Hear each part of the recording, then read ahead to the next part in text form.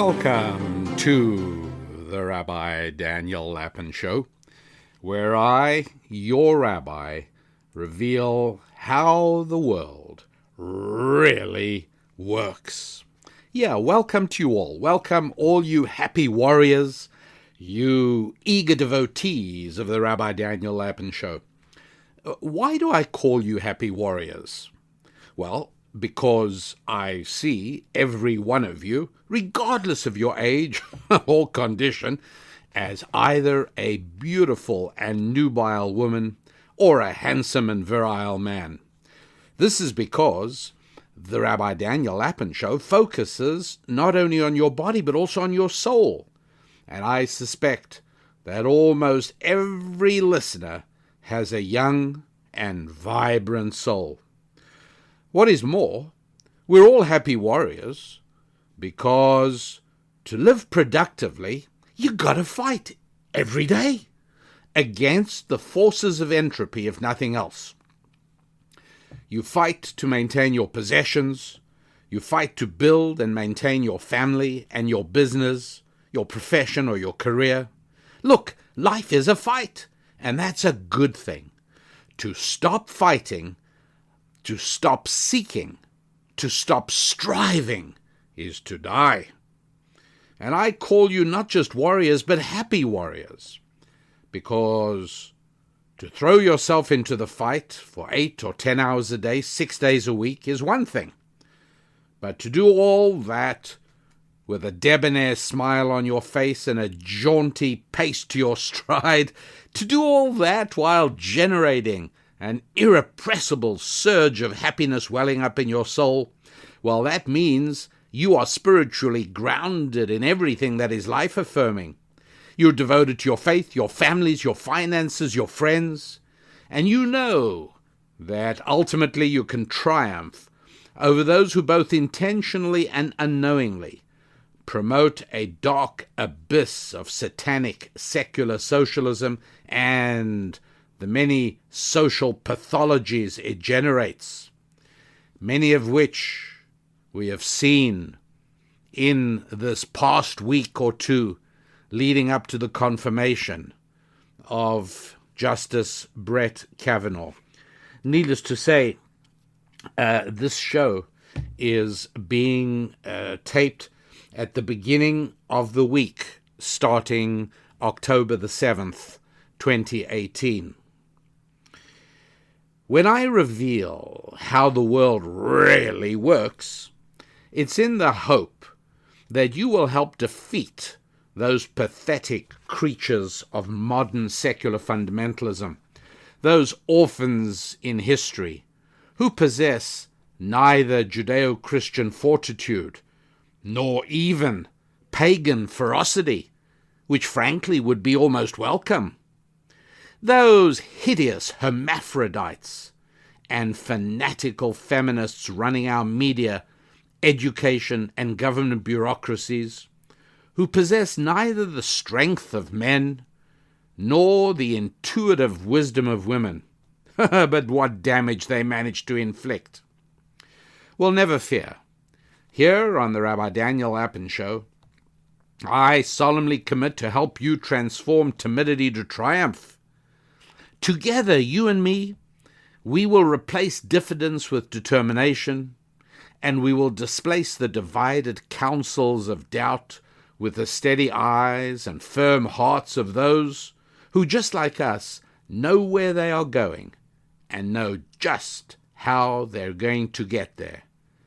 We strive for success, first with our families and our faith, then our finances and our friends, forming bonds of the like-minded, after which we will then be ready to take on the formidable task of saving our frighteningly fragile civilization from those who would force us to surrender our freedoms and our souls to the whims and dictates of those who consider themselves to be our superiors, our elites, our betters, our bosses, and our rulers.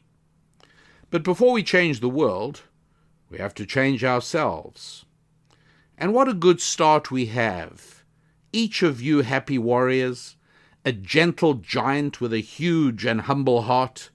Yes, we'll succeed, but before we make the world a better place, we have to make our homes and businesses better places. And then our efforts and our dreams become leveraged, and together we achieve so much more. The two sure ways of building a bridge over the dark abyss of mortality is by building a family, building our finances, and connecting with others who share your worldview, or even others who share part of your worldview. The key thing is to connect. And in doing so, we need to understand that people's outlooks are very much shaped by the positions they take on certain key, fundamental, and what I call existential questions. And once you have made a decision on those key existential questions, well, everything else follows somewhat coherently.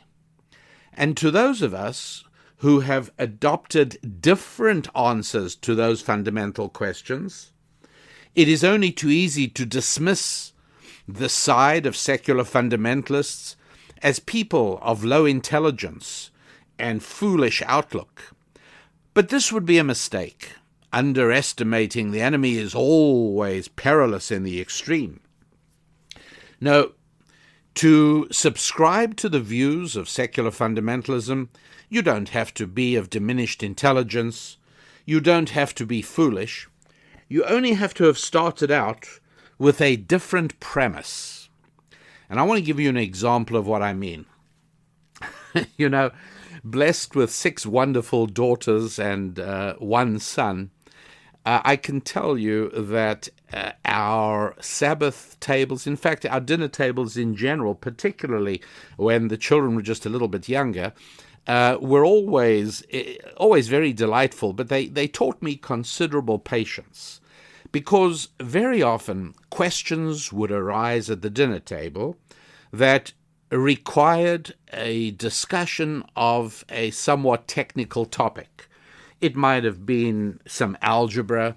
It might have been certain principles of thermodynamics. But look, before you start rolling your eyes at your rabbi attempting to discuss rules of thermodynamics at the dinner table, I have to tell you that while there are an awful lot of things I am really, really not good at, while there are an awful lot of things I have so much to learn about still, while there are so many things I am simply bad at, what I'm good at is navigating a boat. Well, wrong topic. I'm not talking about that.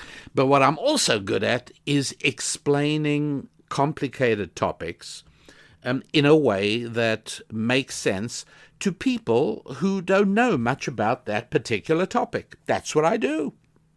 And so I urge you not to do what for a number of years my daughters would do when I would start on a topic. They'd roll their eyes extremely noticeably. No, more than noticeably. They'd roll their eyes conspicuously and obtrusively and demonstratively. They'd roll their pretty eyes as if to say, oh, no, not again. Dad is off on some complex technical topic. But little by little, they came to see that if they did not turn off their minds, if they didn't shut off their intellects, if they didn't extinguish their natural curiosity, it was possible to understand at least the basic points I was making without having to worry about delving into the intricacies of calculus that might have been necessary for a numerical analysis of what we were talking about. So let me give you an example of what I'm saying, and I urge you to bear with me. The binary system of counting is important today in a way it wasn't 50 years ago, because computers work on the binary system. Now, You might say, what's this got to do with anything? Bear with me, would you, just for a moment, because I think you'll find it not only interesting but useful as well. And I hope I'm right, because the entire focus of this show is to provide value to listeners. Above all, I never want to waste your time. And so computers operate on the binary system. What does a binary system mean?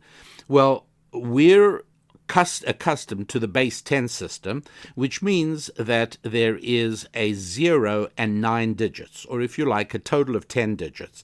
0, 1, 2, 3, 4, 5, 6, 7, 8, 9. And then the next digit, after you've counted, now, you start off and say, now there are no matches on the table. 0. Okay, here's one match, add a match 2, add a match 3. We're up to 9 matches. When we add one more match, we don't say, and now we've got woggledy matches on the table. We don't. We only use these 10 digits, and we take the first one and we add a 0 to it. And then we take the first one and we add a 1 to it, and we take the first one and we add a 2 to it. So we get 10, 11, 12. And then when we get to 19, we don't go to wiggledy-woggledy. We say, okay, now we'll take the next digit, which is 2, and then we'll add a 0 to it, and then we'll add a 1 to it, and a 2 to it, and we'll get 20, 21, 22. So all the numbers we need are created out of 10 basic digits. Well, that's a base 10 system. A binary system, or alternatively a base 2 system, you can call it what you like, depends on 2 digits, a 0 and a 1. That's all. And as soon as you understand it's parallel to our accustomed base 10 system, then you see how it works. And the reason this is so important is because an electrical circuit can be an analog circuit where you can say, yeah, this circuit's carrying 1 volt, 2 volts, 3 volts, but it's not nearly as accurate as simply saying this circuit is either on or off, live or dead.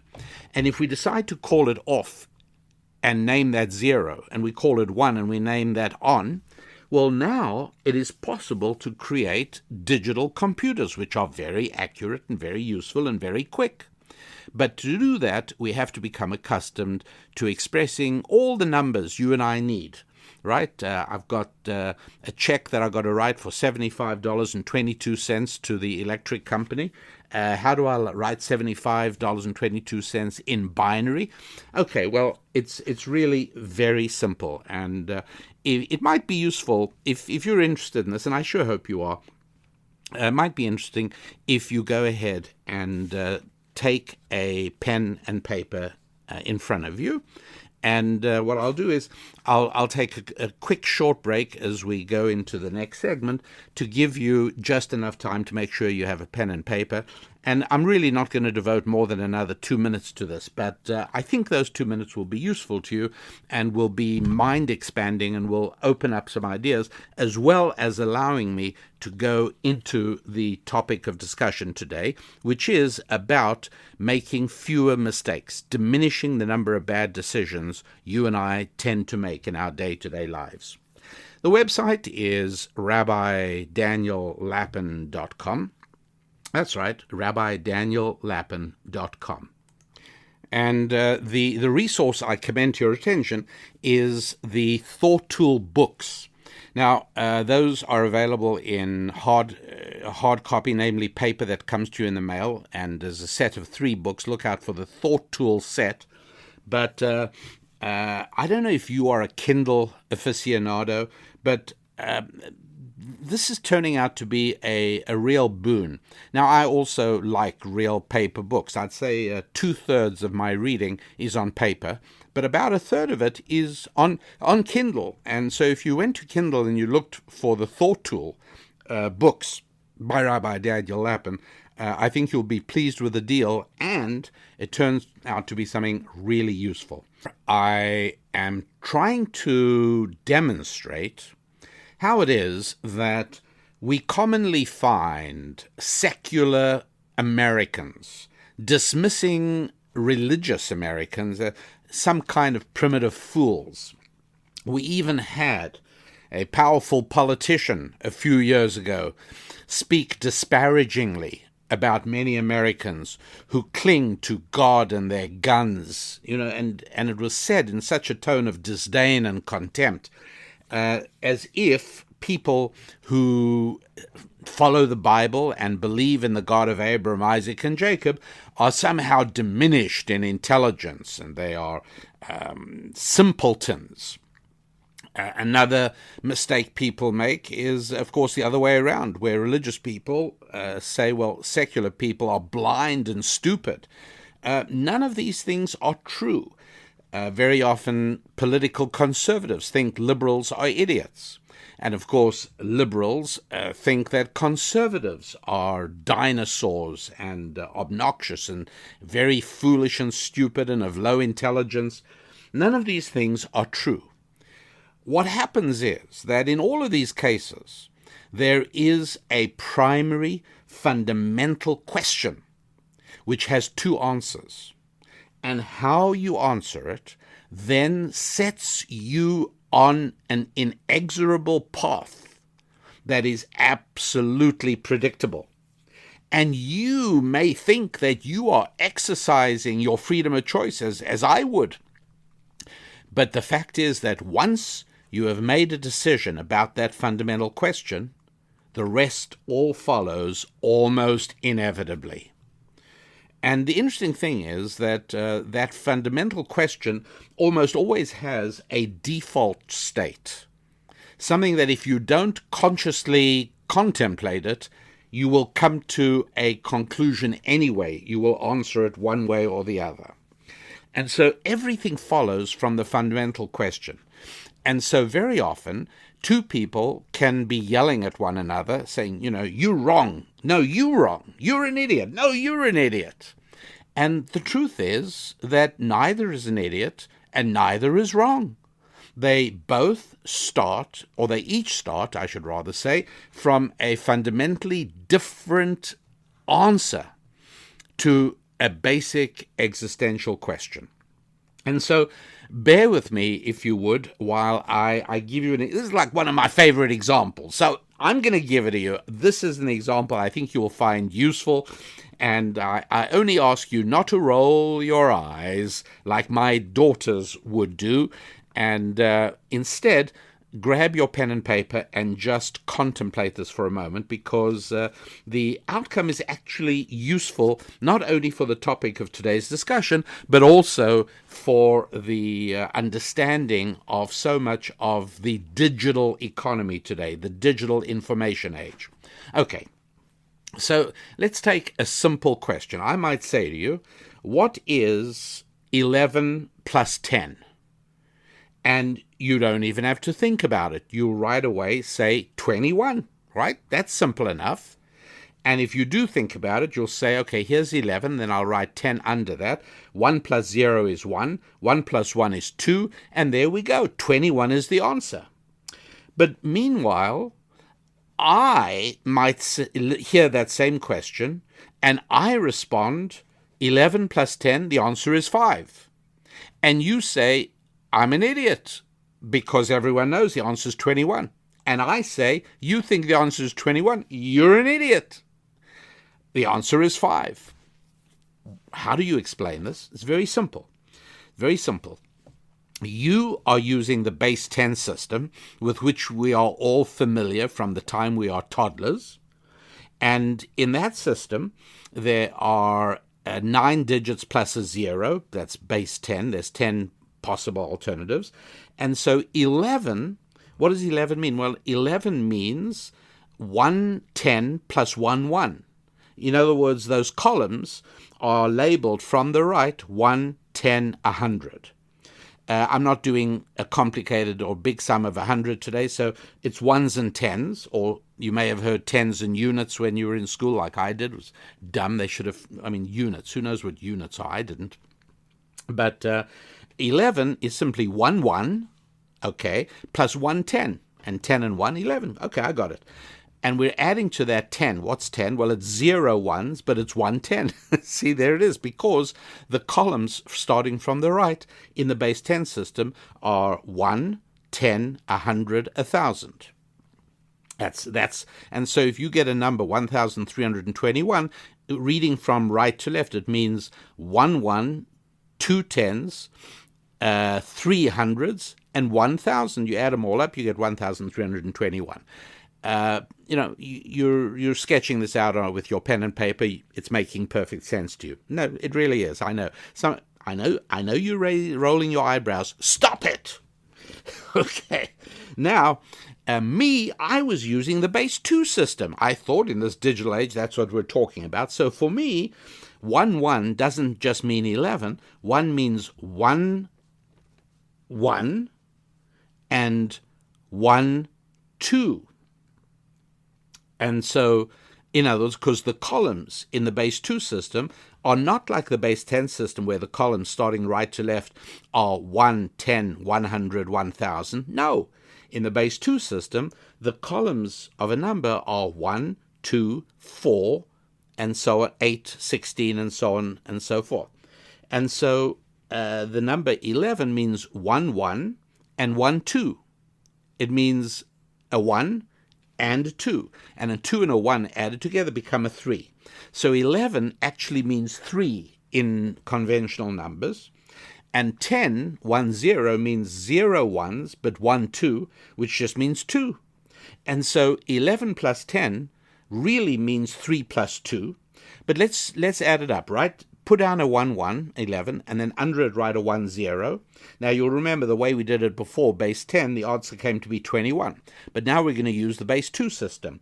1 plus 0, well, that's straightforward, that's 1. Remember that in the base 10 system, when you reach 19 or 9, you go back to the beginning, 1 plus 0. When you reach 19, you go 2 plus 0. So adding our two numbers, 1, 1 plus 1, 0, we get 1 plus 0 is 1. And then we get 1 plus 1. But there is no 2 in the base 10 system. In the same way, there was no woggledygook in the base 10 system. And so 1 plus 1 is 1, 0. So the answer to 11 plus 10 is 1, 0, 1. Now, what does the number 1, 0, 1 mean? Well, it means starting from right to left means 1, 1, 0 2s, and 1 4. So it's 4 plus 1, which is 5. I hope that wasn't a waste. I hope it wasn't a waste of your time. I don't think it is, because if you just spend a few moments looking at it, you see that it is possible for you and me to argue over what 11 plus 10 is, and if we never ever discussed what the fundamental underpinning presumptions are, then we each cling to our viewpoint, and we're each correct, we're each coherent, we're each consistent, and we are utterly and completely incompatible with one another. You are base 10, and so you say 11 and 10 is 21, and you're right. And I'm base 2, or binary, and I say 11 plus 10 is actually 5, and I'm right. Exactly. That is what I want us all to understand. And so it is that the basic rule, the basic and fundamental existential question underlying everything is really very simple. And that is, your initial response will probably be to laugh. And I'm happy to make you laugh, of course, because laughter and happiness go together. That's good. It's wonderful. Keep a smile on your face. I don't want you to be miserable. But if this makes you laugh, so be it. The underlying fundamental question at the base of everything is, how did human beings arrive at this small speck of dust called planet Earth in the middle of a solar system, which is in the middle of the Milky Way, which is in itself a small galaxy on the outer edges of the universe. And so far, we have found absolutely no evidence of life anywhere else in the universe. And if we do, it doesn't worry me, that's fine. But if we don't, well, then we have a huge problem. Because for life to occur accidentally and on a random basis, in only one occasion in all of the space-time continuum, well, that's frankly, plainly impossible. And so the basic question is, how did we human beings arrive on this planet? Now, you might subscribe to the theory of Elon Musk, and he holds that foreign little green aliens on some remote and distant planet put us here as part of a vast cosmic computer game to entertain themselves. But I don't really take that approach very seriously, if for no other reason than all it does is postpone the question of where did they come from. So let's confine ourselves to the only two possible answers to that question. One is that we were put here by a good and loving God who created us in his image and placed us here on earth. That's one approach. I can't prove it, but how I live my life will be enormously impacted by how I decide to answer that question. This is why I've often said that what a human believes tells me much more about him than what a human knows. You tell me about his beliefs, and I'll know much more about him than if you tell me about his degree and his qualifications and the body of knowledge he possesses. The alternative is that we arrived on this planet by activities of lightning on methane gases, which eventually produced amino acids, and little by little over huge periods of time, by a random process of unaided, no God involved, unaided materialistic evolution, primitive protoplasm turned into proctologists and plumbers, into bookkeepers and ballerinas. And we shouldn't laugh. I mean, that is a belief system. These are the only two ways of answering the fundamental question. It's exactly the same as the fundamental question of, do you use base 10 or base 2? And once you've decided that, almost everything else follows in perfectly logical, consistent, coherent sequence. You don't have to worry. It's all pretty straightforward from there onwards. Our website, rabbidaniellapin.com, rabbidaniellapin.com, and you will find that if you go there, you'll be able to look at a wonderful resource called the Thought Tool books. There's 3 volumes of Thought Tools. We are working on some future volumes, but right now there are 3 volumes. And what's great is that each one contains about 50 short thought tools, that each one of which provides you with a conversational matrix for a family dinner, for a get-together, for a discussion, for a debate. Each one provides you with substantive insights that you can apply in your life, either in the area of faith or in finance, your friendships, or your families. And that's the Thought Tool books at rabbidaniellapin.com.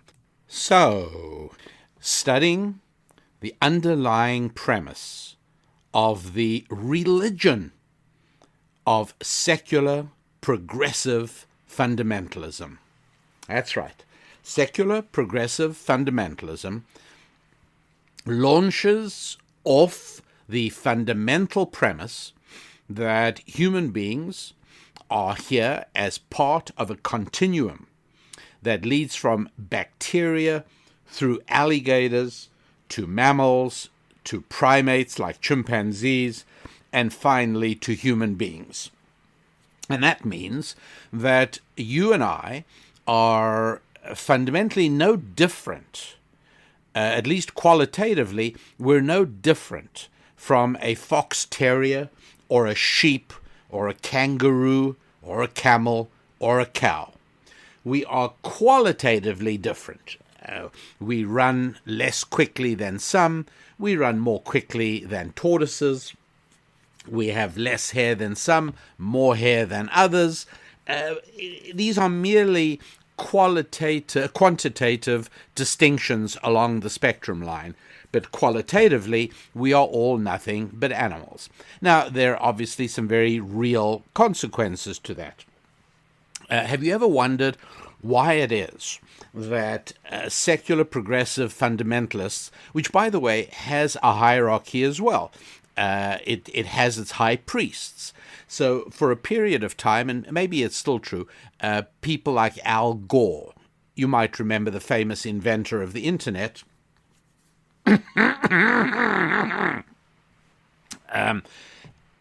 would fly private charter plane to events where he would screen his silly movie An Inconvenient Truth and talk about the dangers of excess carbon. And, people used to sometimes ask, well, we don't understand, if he's so concerned about extra carbon, why does he fly private? And why does his huge mansion in Tennessee have so much heating and cooling, and it's just not very carbon friendly at all? And it's a silly question. The answer is very simple, and that is that the religion of secular progressive fundamentalism has a hierarchy. It has its high priests, and their job, self-anointed as they are, is to look after the masses. If you've ever wondered why government bureaucracies, and you understand that secular progressive fundamentalism is the official state religion of the United States of America. That is the religion of the American government. And part of its doctrinal approach is something that sounds very patronizing. The idea you've got to do this for the poor, you've got to do this for these people. Like, why not consider the possibility that the poor in America are not a static group? People who are in the poor this year are not necessarily in the poor last year or next year. So, for instance, a neurosurgery resident sharing an apartment with 3 other doctors actually is classified as poor, because his income is low, his living conditions are not particularly good. The fact is, though, that he finishes his residency this coming summer, and his very first year on the job, his annual salary will be in excess of $300,000 a year. So he's moving. He's not the same. But wait a second. That's not part of how the religion of secular progressive fundamentalism sees it. Here's something else they do. People who may or may not have groped a woman or done something disrespectful or unpleasant, not criminal, but unpleasant, 30 or 40 years ago, they are still culpable. Why? Because in the religion of secular progressive fundamentalism, and in that religion we are all animals, there is therefore no soul, and therefore there is no such thing as atonement, remorse, spiritual growth, and overcoming something from the past.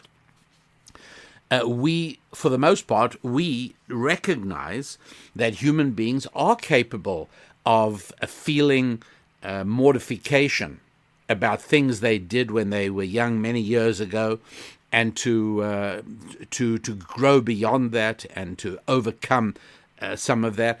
But that's only possible if you have a soul. That's only possible if you're capable of growth. Animals are not.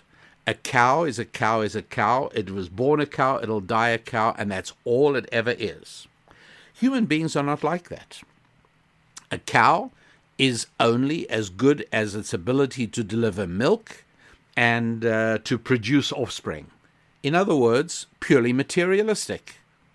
But the value of human beings is quite different. Right? What Bill Gates accomplished, right, was not materialistic. It was spiritual. It came out of his brain. Extraordinary thing. And yet, when Bill Gates was born, he didn't look that different from somebody else who was born and who turned into a vicious thug in later life. Human beings can go in different directions because we are not animals. We are unique. We are touched by the finger of God. We are humans. And the fact is, I don't know if this is true for you, but me, I certainly would not want to be judged today on what I was 10 years ago or 20 years ago or 30 years ago. I like to think I've improved. I'd like to think that I've worked on myself. If you're going to judge me the way I am now. Don't judge me the way I was then, because I'm a human being. I grow. Or, unfortunately, it's also possible for a human being to go downhill and to deteriorate, in which case you still also have to judge him the way he is now. But that's the difference between people and animals. Now, with animals, we accept that animals do things on instinct. We don't hold symposia to discuss how brilliant birds are for being able to navigate huge distances. We don't hold conferences to discuss the declining morality of dogs. We don't do that. Animals operate on instinct. Or if you like, feeling is another. Animals feel what they have to do and they go ahead and do it. There's no choice involved. Notice that the religion of secular fundamentalism tends to ascribe exactly the same mechanisms to human beings. That you cannot possibly blame a person for robbery or murder because he grew up poor, which of course is a horrible insult to my grandparents and maybe yours, who were considerably more poverty-stricken than anybody living in America today, and never stole as much as a loaf of bread. But nonetheless, if your religion is secular fundamentalism, it's like deciding you operate in the base 2 binary system. Everything else follows. If you've established that, in fact, we are here as the result of nothing but a mechanistic, unaided, materialistic program of evolution, well, then we're animals. And if we're animals, then obviously we operate on instinct, and we can't possibly be blamed for what we do any more than a dog can be blamed for biting somebody, or a lion can be blamed for eating a springbuck in the African veldt. No, that's what animals do. And so the religion of secular progressive fundamentalism views human beings in exactly that same way and takes this patronizing approach to all human beings on exactly the same basis, that they can't help what they do. And when they do something, atonement is impossible. Salvation or redemption is impossible. You are what you are, and you'll always be exactly that. That is the grim and dark picture of the human being through the eyes of secular progressive fundamentalism. And this is why it is that in the culture that has been generated by that faith, the approach is that feelings trump facts. Heart trumps head. And I've spoken about this a little bit over the last few weeks. It could hardly be overstressed in terms of importance. Because if you think about it, and what I'm about to tell you is as true for me as it is for you, and that is that in the next 24 hours, I think it's safe to say that in the next 24 hours, you will have the opportunity to make at least 3 decisions that impact your life. I don't know what they are, of course. Maybe one of them is whether or not to press the cursed snooze bar on your alarm clock tomorrow morning. Now that is operating with feeling. That's your heart calling you. That's your heart saying, I feel like another 20 minutes in my nice warm bed. But your head is saying, I set my alarm clock at the time I set it because I knew I needed to be up at that time. So you have a choice. Do you press the cursed snooze bar, or do you just get up? That's one possibility. Maybe it's a question of responding to someone's social overture that you know will lead to dark places.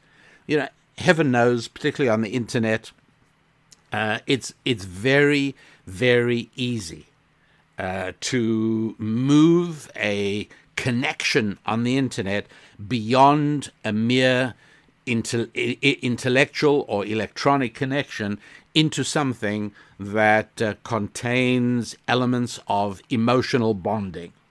And there, in your circle as in mine, people whose lives were upended because of relationships that were formed online.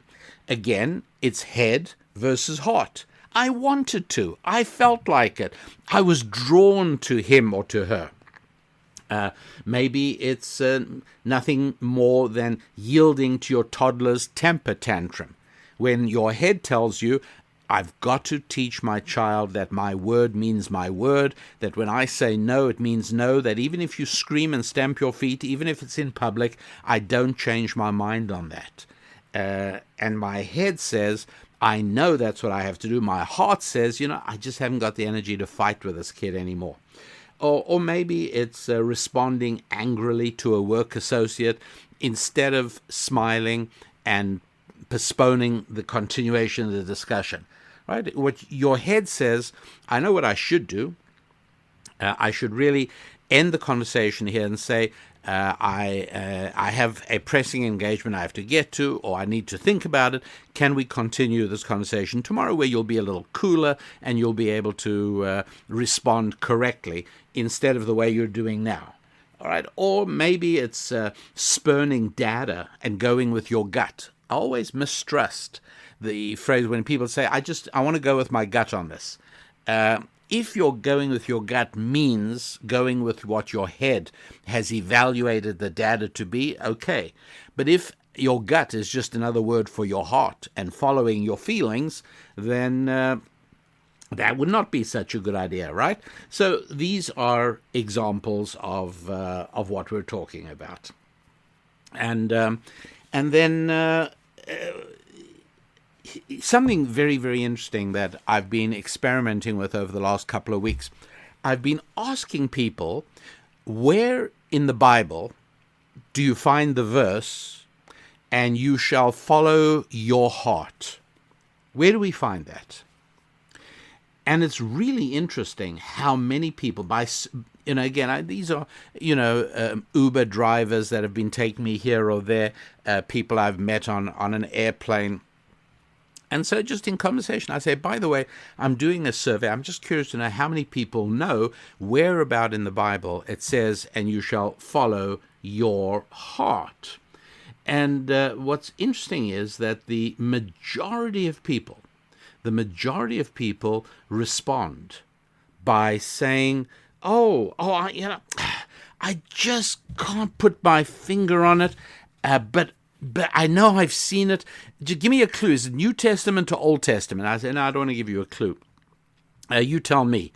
And certainly the overwhelming majority of people I speak to tell me, yes, they do believe that somewhere in the Bible it says you shall follow your heart.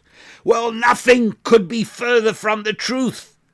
As a matter of fact, in Numbers chapter 15, verse 39, among other places, it says, and you shall not follow your heart to go astray, because the Bible recognizes that our heart generally leads us in the wrong direction. Now, I'm not saying you shouldn't have emotions, obviously.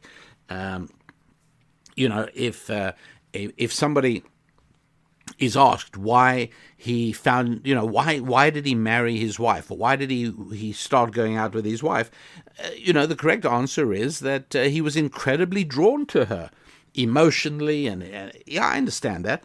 Now, that's a very good reason to be drawn to a woman. It's not necessarily a good reason to marry a woman. And so, yes, the heart has to be there, obviously, but when it comes to making a life-changing decision, for that, we use the head. And so it is with everything, and that's why the Bible is so absolutely firm about this point. What's really interesting is, and if you want to see it in writing, you can go to the website, rabbidaniellapin.com, and look at recent thought tools. And one of the thought tools that was published end of September, beginning of October 2018, was all about head and heart. It was, I think it was called Feeling Your Way to Failure.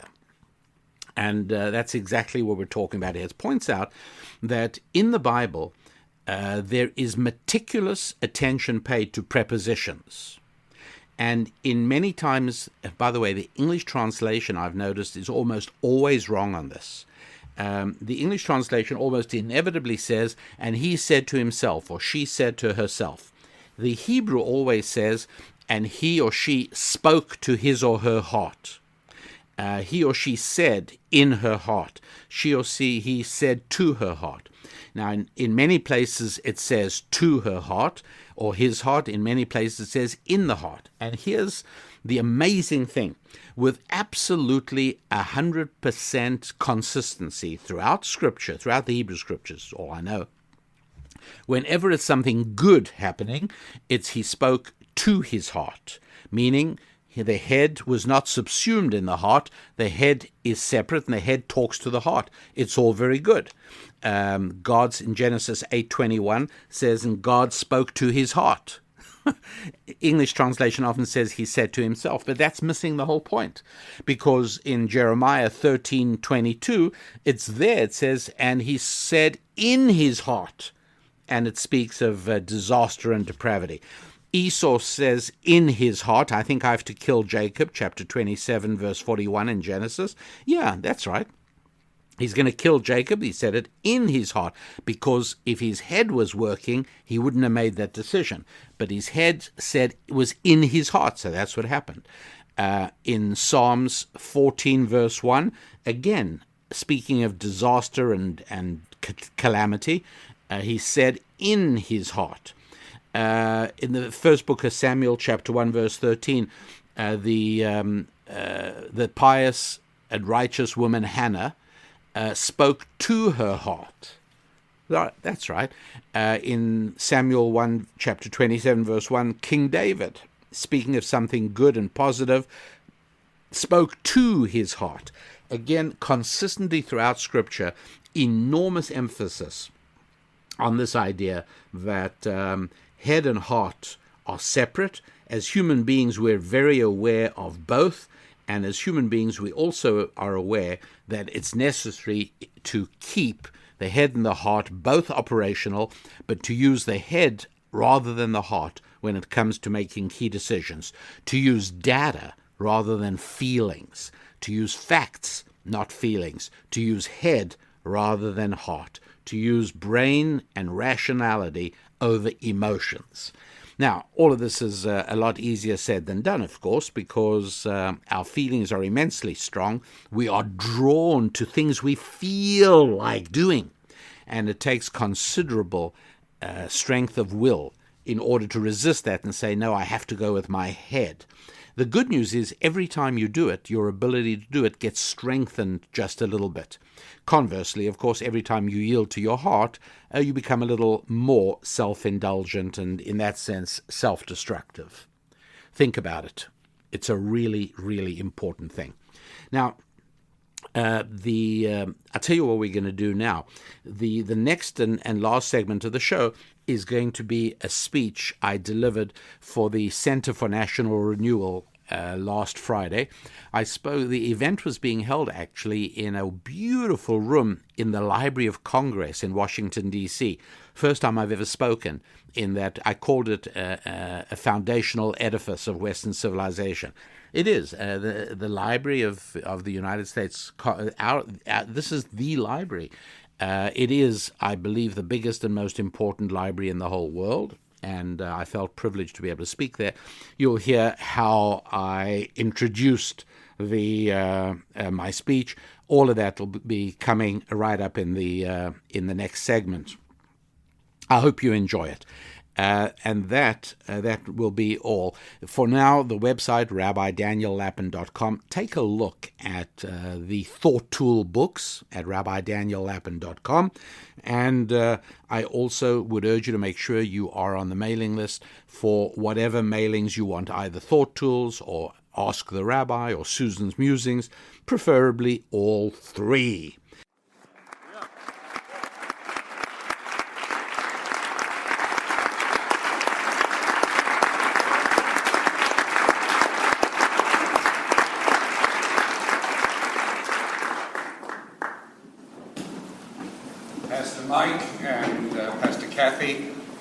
can't thank you enough for granting me the privilege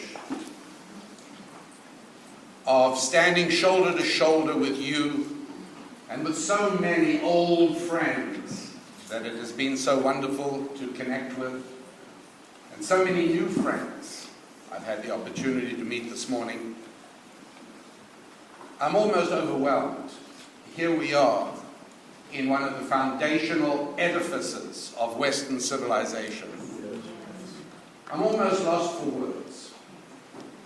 But I think you'll all agree with me that pastors and rabbis are seldom lost for words. Even that original first rabbi, Moses, stood at the burning bush and proclaimed to the Lord, "Oh, I am not a man of words." And then he spoke non-stop for 40 years.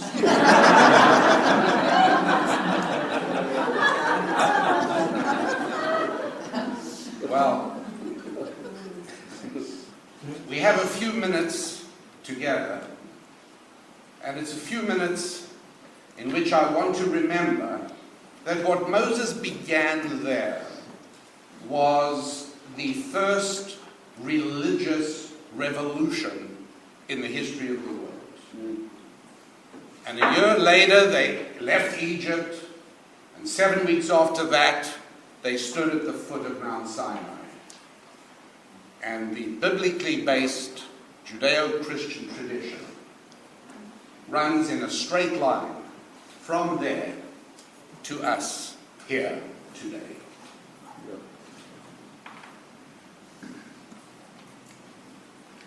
There have been fantastic spiritual renewals. It is unarguable that the very founding of America and the successful victory in the Revolutionary War, that took place because of the moral vitality that radiated from the pulpits of colonial churches. Yes. It is unarguable that when slavery was finally eradicated, the movement for abolition was propelled by the Christian fervor that flowed from America's churches. And it is indeed time for one more great religious renewal. Because, my friends, we are in a war.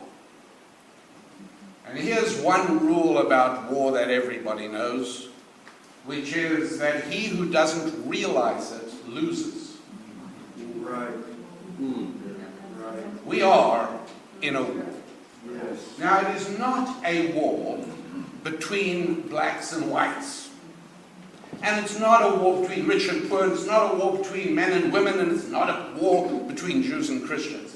None of those lie at the root of the religious struggle that is tearing apart a country, and whose manifestation of which we not only see all the time, but we've seen in stark technicolor in the last few weeks right in this very city, where the entire issue is the right to destroy a baby must remain national policy.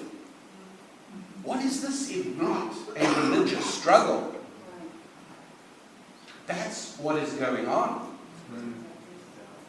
It is a war between those who view biblically based Judeo-Christian principles as primitive obstructions to the progressive agenda. And on the other hand, those of us here today, and those millions we represent, who know that those biblically based Judeo-Christian principles are vital for our nation's very survival.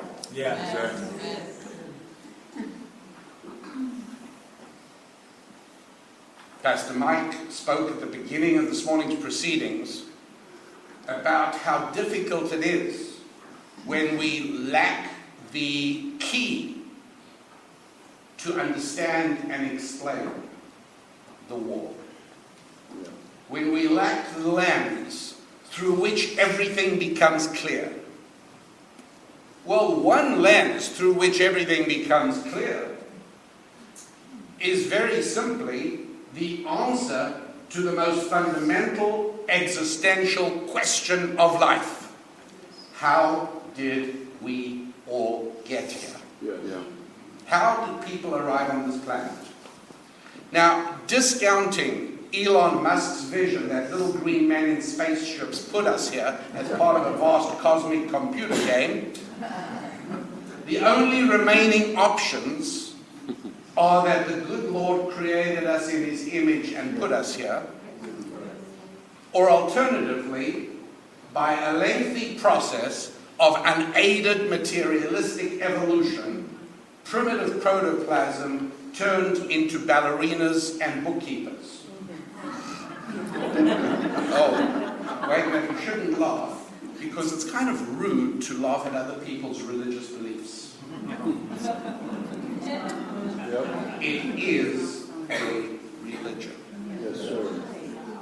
We have to understand that the word religion doesn't automatically mean Judeo-Christian, biblically based traditions.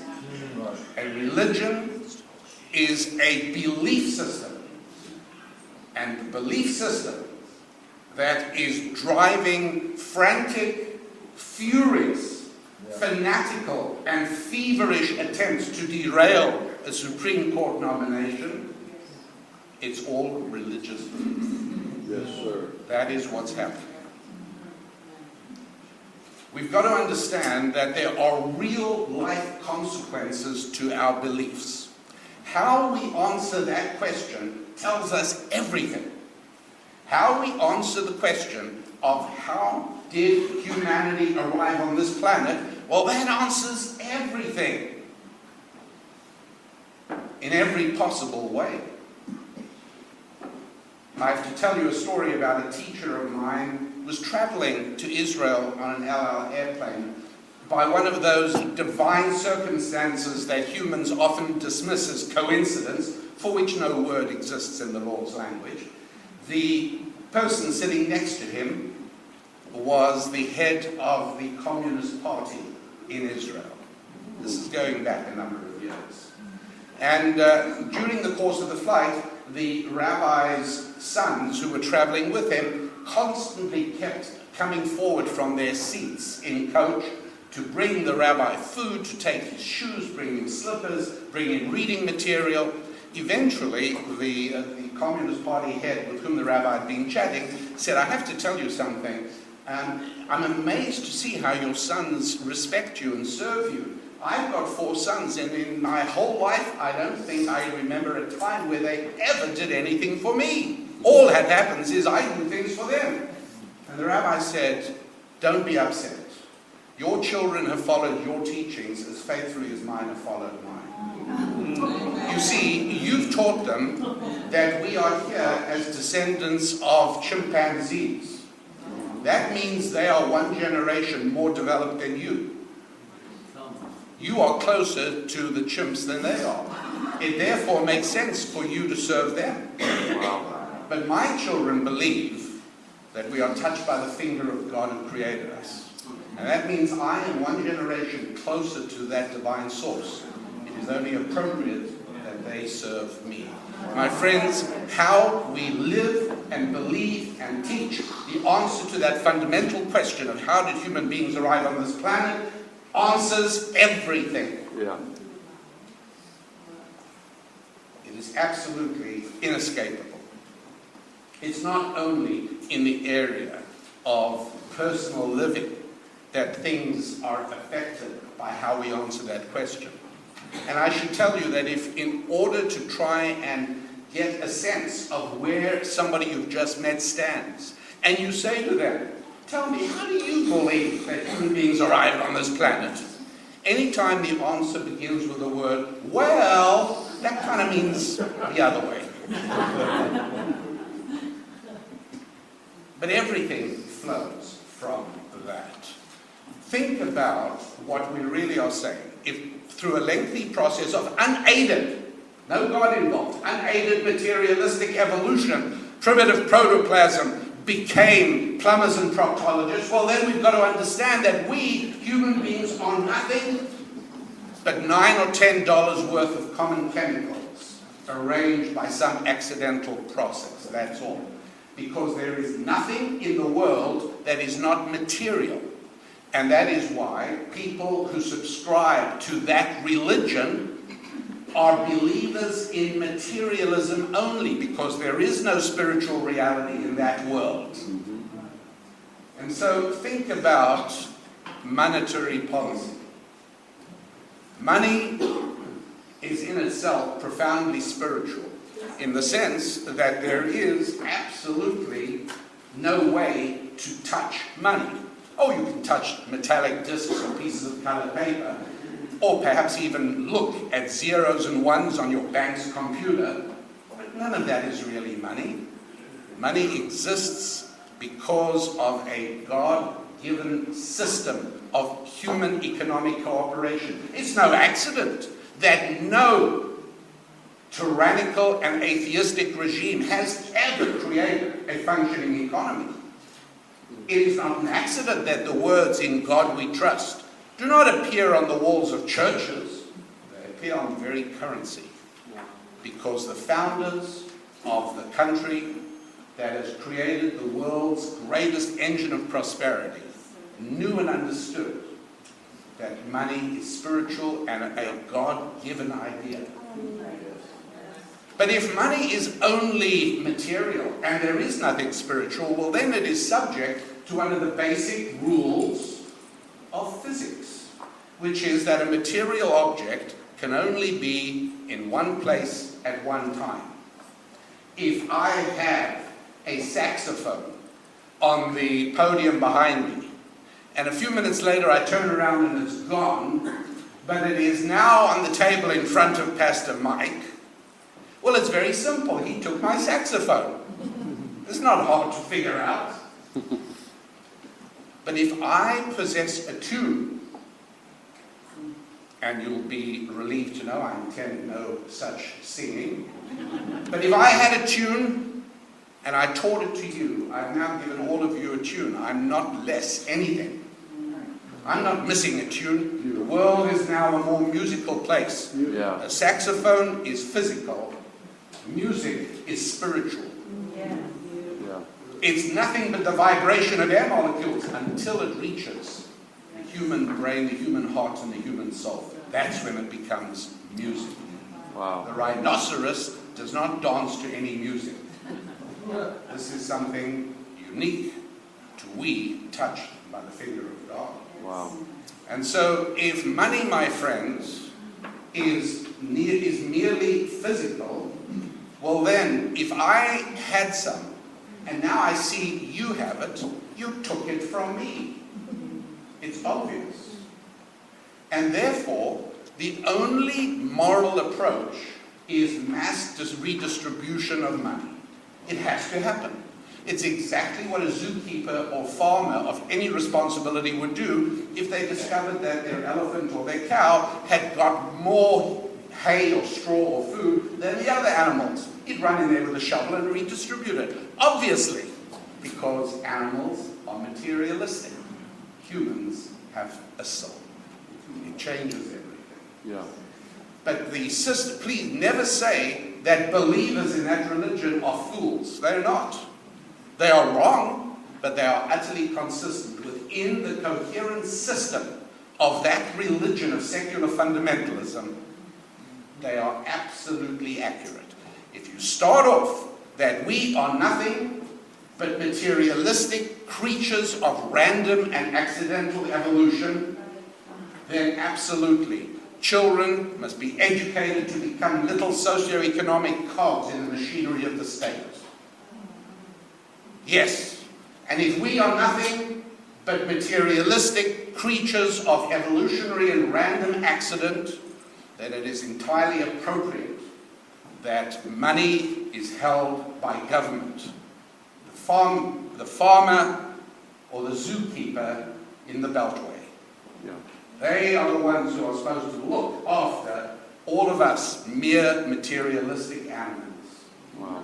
It is a completely coherent and reliable system. That is how it works. Yeah. We've watched extraordinary events over the last week where otherwise intelligent and one would hope responsible men and women listened to somebody violating the rules of Deuteronomy, that only by the presence of witnesses can any matter be established. Yeah.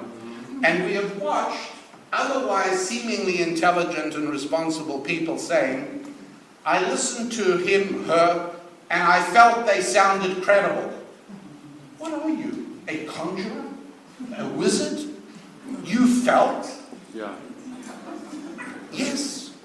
According to the religion of secular fundamentalism, feelings are all that matters. Heart is more important than head. Which is why one of the hymns of secular fundamentalism is, oh, follow your heart. Yeah.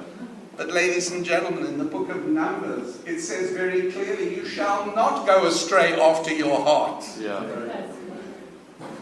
And when the Bible says, judge honestly and accurately, Exodus 23:3, what is it saying?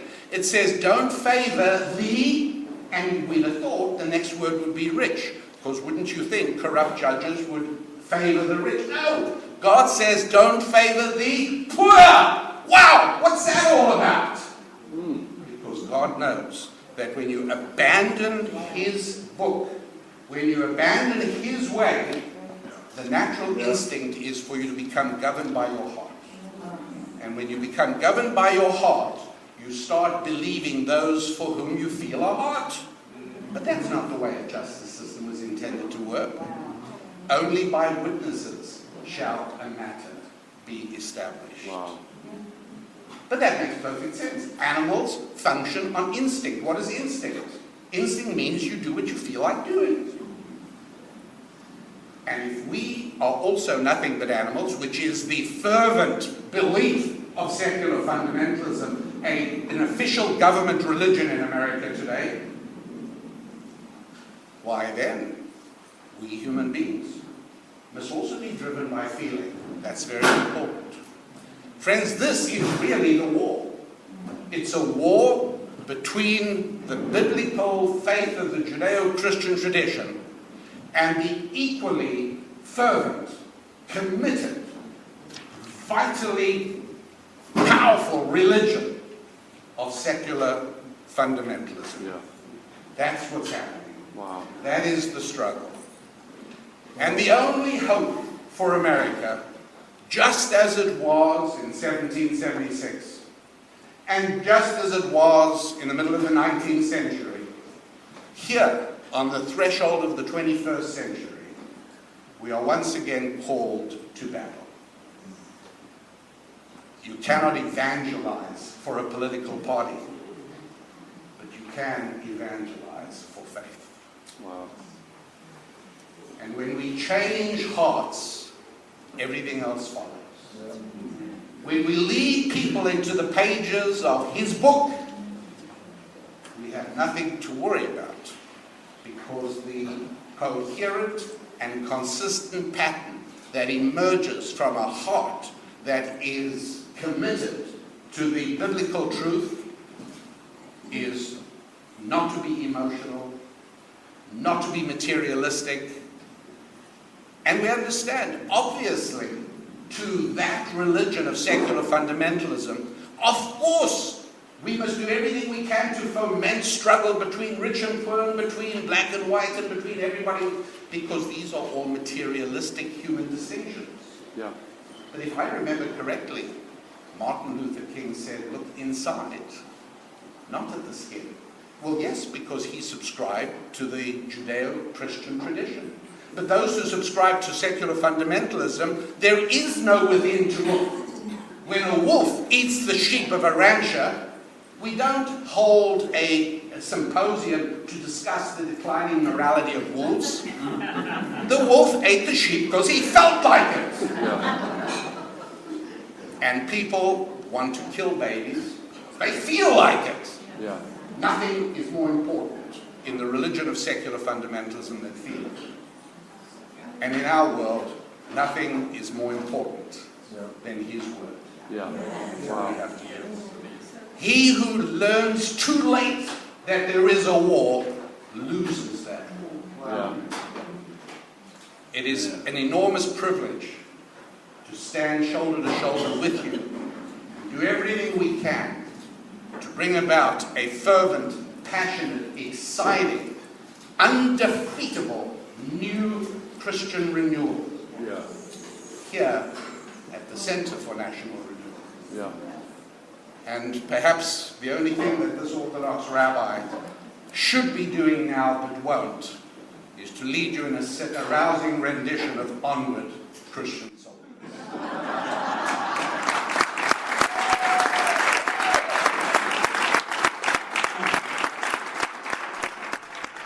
And that, my friends, is as far as we're going this week. Thank you so much for listening to the show. I appreciate all you do in helping to promote it. I really do. So many of you send out links to the podcast or forward it on Facebook or LinkedIn or Twitter or wherever you spend time. And every time you do that, some of the people you send it to stay and subscribe and stay involved, and I appreciate that very much indeed. For others, it's just an interesting thing. At any rate, thanks for doing it. The website, rabbidaniellappin.com, and the resource I commend to your attention is called the Thought Tool Books. You might also want to just get them on Amazon, get them on Kindle. They are a real bargain on Kindle. They really are. And it's not a bad way to read as well. Actually, better than I thought. I used to, for a long time, I stayed away from Kindle. I thought I wasn't going to get involved in digital reading. But about, I don't know, maybe a quarter or a third, maybe even of my reading is actually on Kindle these days. So take a look at the Thought Tool volumes by Rabbi Daniel Lappin and also by Susan Lappin, both of us. And you can easily download that onto your Kindle if that's the way you go. So, until next week, I am your rabbi, Rabbi Daniel Lappin, and I wish you a week of really good times in your faith, in your family, in your friendships, and in your finance. I'm Rabbi Daniel Lappin. God bless.